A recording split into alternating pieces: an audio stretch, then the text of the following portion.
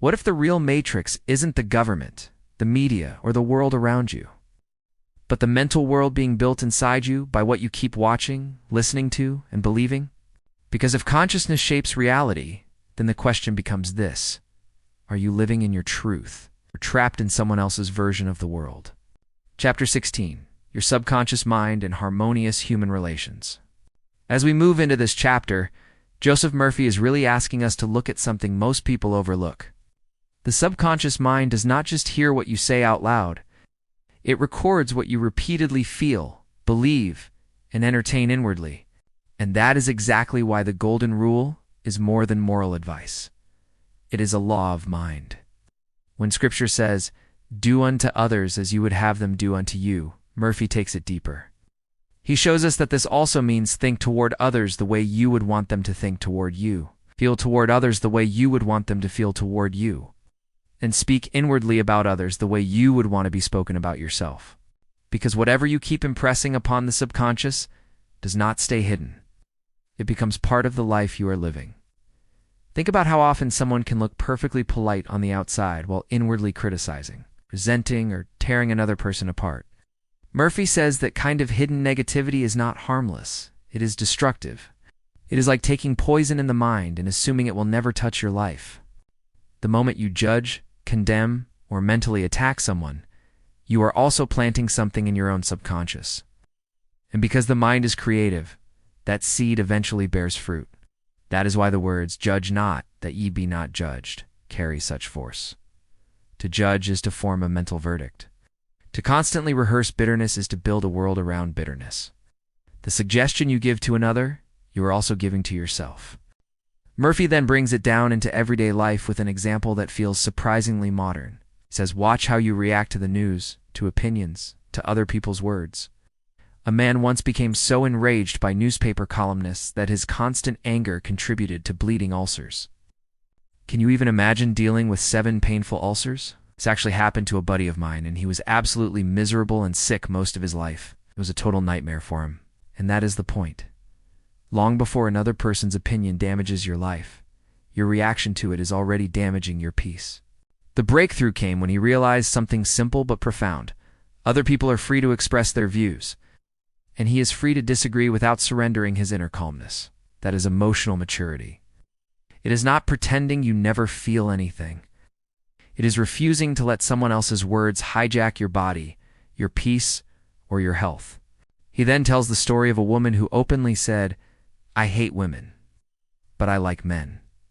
She was convinced the women in her office were against her, gossiping about her and trying to make her life miserable.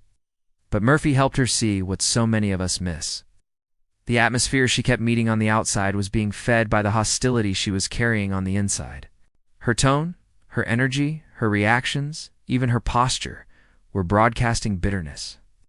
So he guided her into a new prayer pattern, or using empowering words if the word prayer doesn't resonate with you, one rooted in peace, kindness, and goodwill. And as she practiced it, something remarkable happened. Her speech softened. Her reactions changed.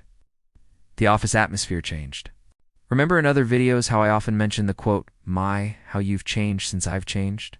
The people she once saw as enemies slowly became coworkers and even friends. The lesson was unforgettable.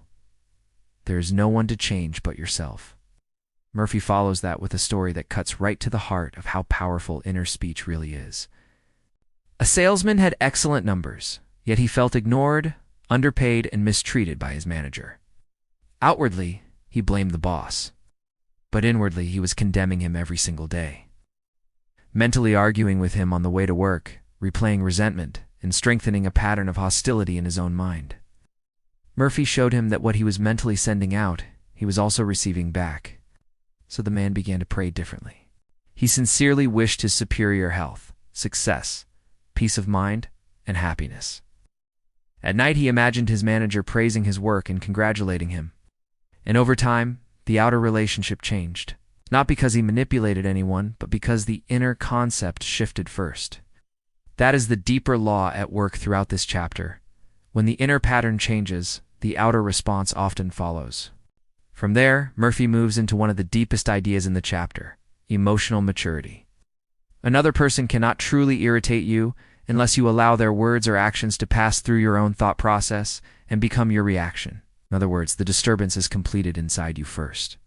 And that is why maturity means refusing to descend into the negative atmosphere of others. It means staying rooted in your peace, your aim, your health, and your inner steadiness. He then turns to love, but not in the sentimental sense. He means love as understanding, goodwill, and respect for the deeper worth in another human being. Every person wants to feel valued, seen, and significant. And when you consciously honor that worth in someone else, you strengthen something noble in them, and often awaken that same quality in return. He illustrates this with the story of an actor who once hated audiences after being booed early in his career. For years, he carried that resentment until one day he learned to pray for the audience instead of judging them. He began sending out love, blessings, and goodwill before every performance. And that inner shift transformed not only his career, but the energy people felt from him. Murphy also reminds us that many difficult people are deeply wounded, psychologically unwell, or carrying distortions from long ago. This does not mean you excuse harmful behavior, but it does mean you stop meeting it with hatred. Misery often wants company, and unhappy people may attack what is peaceful because your peace reminds them of what they lack. He even points to empathy as a healing force, the ability to step into another person's joy or pain and feel life from their side. And finally, he warns against just being a total pushover and giving in to everyone. Be kind, but be firm. Do not let manipulation, tantrums, or selfishness pull you away from your peace, your purpose, or your integrity. Murphy closes this chapter by reminding us that whatever truly contributes to your happiness and fulfillment must also bless others. In the end, love is the fulfilling of the law, and it is the true foundation of health, peace of mind, and harmonious human relations. Next, Chapter 17, and it just may be one of the most freeing lessons of all. You'll want to mark your calendar. How to use your subconscious mind for forgiveness. If you know someone needing to hear this message, well, you know the drill. Cheers for now.